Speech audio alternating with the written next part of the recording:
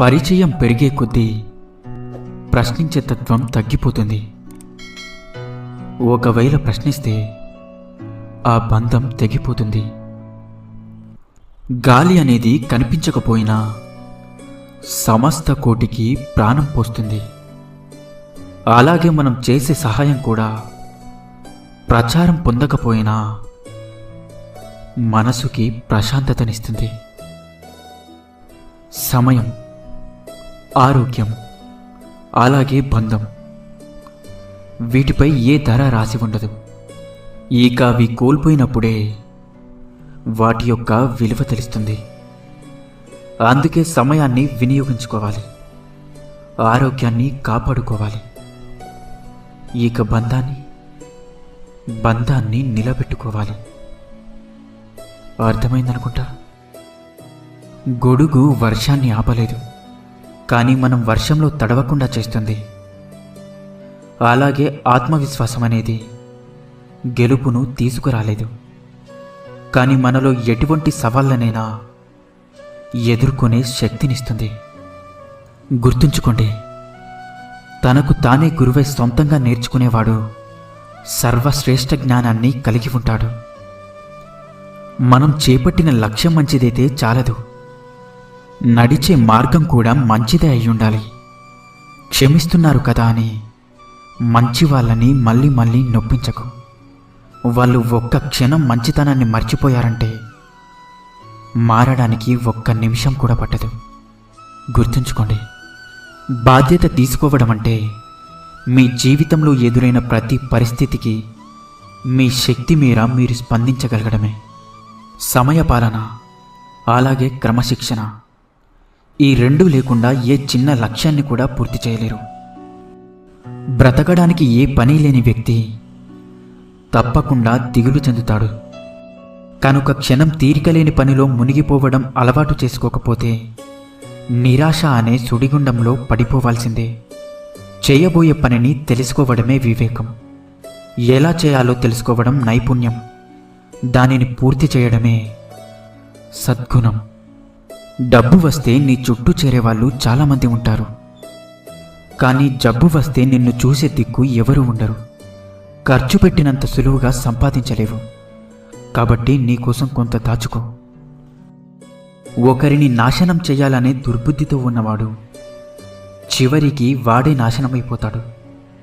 అదే కర్మ యొక్క ఫలితమంటే. ప్రతీకారం తీర్చుకునేందుకు ఎన్నడూ ప్రయత్నించకు.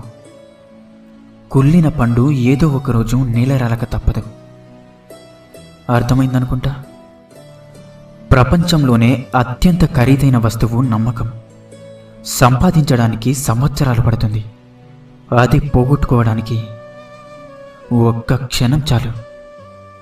100 సార్లు విను, 1000 సార్లు ఆలోచించు, ఒక్కసారి మాట్లాడు. ఉన్నతంగా ఆలోచించడం అలవాటు చేసుకుంటే మనకు మనమే మార్గదర్శకులుగా మారుతాం. నలుగురు నిన్ను చూసి నీలా ఉండాలి అనుకోవాలి, అంతేకాని నీలా మాత్రం ఉండకూడదు అని అనుకోకూడదు. నీ పనిని నువ్వు చేసుకుంటూ వెళ్తూ ఉండు. నీకు కావాల్సింది నిన్ను వెతుక్కుంటూ తప్పకుండా వస్తుంది. అలవాట్లతో భగవంతుడిగాను మారవచ్చు, అలాగే అలవాట్లతో హంతకుడిగాను మారవచ్చు. ఎందుకంటే అలవాట్లు మనిషి యొక్క జీవితాన్ని మాత్రమే కాదు, వారి స్థాయిని కూడా నిర్ణయిస్తాయి. మంచి అలవాట్లను పెంపొందించుకోండి, జీవితంలో ఉన్నతులుగా నిలిచిపోతారు. మనిషికి కొండంత కష్టాలు ఉన్నా అనువంత ధైర్యం ఇచ్చే మనిషి ఉంటే చాలు. జీవితం ఎప్పుడూ భయంగా అనిపించదు. కళ్ళు చూసే ప్రతి దృశ్యం నిజమనుకోవడం తప్పు. చెవులు వినే ప్రతి మాట సత్యం అనుకోవడం ఇంకా తప్పు. చూసింది విన్నది గుడ్డిగా నమ్మి ఒకరి వ్యక్తిత్వాన్ని నిర్ధారించడం అన్నిటికన్నా పెద్ద తప్పు. గుర్తుంచుకోండి, విసిరేసిన విత్తనాలే కొన్నేళ్లకు మహావృక్షాలుగా పెరిగినట్లు వెలివేయబడిన వ్యక్తులే కొన్నాళ్లకు గొప్ప వ్యక్తులుగా, మహాశక్తులుగా ఎదుగుతారు. ఆపద వచ్చినప్పుడు మనల్ని కాపాడేది మన చుట్టూ ఉన్న బలగం కాదు, మనలో ఉన్న బలం మాత్రమే. మనకు కష్టం వస్తే నవ్వేవారు శత్రువులు, మనకు ధైర్యం చెప్పేవారు బంధువులు, మన కన్నీళ్లు తుడిచేవారు స్నేహితులు. కానీ మనకు కనపడకుండా కన్నీళ్లు కార్చేవారు తల్లిదండ్రులు మాత్రమే. పాపాలు చేసి హాయిగా బ్రతికేస్తున్న వారిని చూసి కర్మ ఏం చేస్తుందిలే, నేనే ఏదైనా చేస్తే బాగుంటుందని భ్రమపడకు. రోజులు గడుస్తున్న కొద్దీ నీకే తెలుస్తుంది కర్మ అనేది పొరపాటు పడదని, సమయం కోసం వేచి చూస్తుందని. మనం దూరమైతే ఎదుటి వారికి మన విలువ తెలుస్తుందని అనుకుంటాం, కానీ అది నిజం కాదు. ఈ రోజుల్లో దూరమైతే ఇంకొకరికి దగ్గరవుతారు అనేది నిజం. మనకన్నా ముందు ఉన్న వారిని చూసి ఈర్ష్యపడడం, మనకన్నా వెనక ఉన్న వారిని చూసి గర్వపడడం రెండు ప్రమాదమే. ఎందుకంటే అవి ఏ క్షణానైనా మారిపోవచ్చు. గుర్తుంచుకోండి, జీవితంలో ఎవ్వరి మీద అంత ఎక్కువగా నమ్మకం పెట్టుకోవద్దు. ఎందుకంటే ఎవరు ఎప్పుడు మాట్లాడతారో తెలియదు, ఎవరు ఎప్పుడు దూరం పెడతారో తెలియదు, ఎవరు ఎప్పుడు వదిలేస్తారో కూడా తెలియదు. నారు పెట్టకుండా నీరు పొయ్యకుండా పెరిగేవి రెండే రెండు. ఒకటి పొలంలో కలుపు, ఇక రెండవది మనిషిలో అహం. ఒకదాని వల్ల పొలం నాశనమైతే రెండవ దాని వల్ల మనిషి నాశనమవుతాడు. ఆటంకం అనేది నీ ప్రయత్నాన్ని ఆపగలదేమో కానీ సాధించాలన్న నీ సంకల్పాన్ని మాత్రం ఆపలేదు. ధైర్యంగా ముందుకు వెళ్ళు. అడగని వారికి ఇచ్చే సలహా, ఆసక్తి లేని వారికి నేర్పే విద్య, స్వార్థపరులకు చేసే సహాయం సముద్రం మీద కురిసే వర్షం లాంటిది. ప్రపంచంలో ఇంతకంటే వ్యర్థమైనది ఏదీ లేదు. చెడుగా ఆలోచించే గుణమే సగం సమస్యలకు కారణం. ఊసర వెళ్ళి ఆపదలో మాత్రమే రంగులు మారుస్తుంది, కానీ మనుషులు మాత్రం అవసరాన్ని బట్టి నిమిషానికి రంగును మారుస్తారు. కాదంటారా?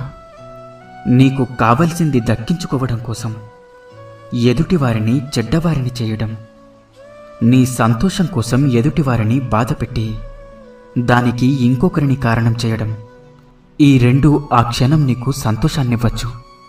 కానీ అవి రేపటి నీ పతనానికి నువ్వు వేసుకుంటున్న పునాదులే అని నీకు తెలిసే రోజు తప్పకుండా వస్తుందని మర్చిపోకు. నువ్వు గెలవాలి అంటే ఎప్పుడూ ఒకసారి ఓడాల్సిందే. వేట మొదలుపెట్టే ముందు సింహం కూడా 2 అడుగులు వెనక్కి వేస్తుంది. పంజా విసరాలి అంటే వెనక్కి అడుగులు వేయడం తప్పదు. గెలుపు కోసం ఎప్పుడో ఒకసారి ఓటమి తప్పదు. ఓటమి నీదే, వేట నీదే, అంతిమంగా గెలుపు కూడా నీదే. ఒకరి జీవితం గురించి చులకనగా మాట్లాడకు. ముందు నీ జీవితం గురించి ఆలోచించు. బ్రతికినంతకాలం బాగుపడతావు. డబ్బును పొదుపు చేసేవాడు జీవితంలో ఎదుగుతాడు. మాటను అదుపుగా వాడేవాడు సమాజంలో ఎదుగుతాడు. కుటుంబంలో ఎన్ని గొడవలు ఉన్నా సమాజంలో భర్త పరువు నిలబెట్టాల్సిన బాధ్యత భార్యది. భార్యను చులకనగా చూడకుండా గౌరవించాల్సిన ధర్మం భర్తది. సహనం అంటే దండించే అధికారం ఉన్నా దండించకపోవడం.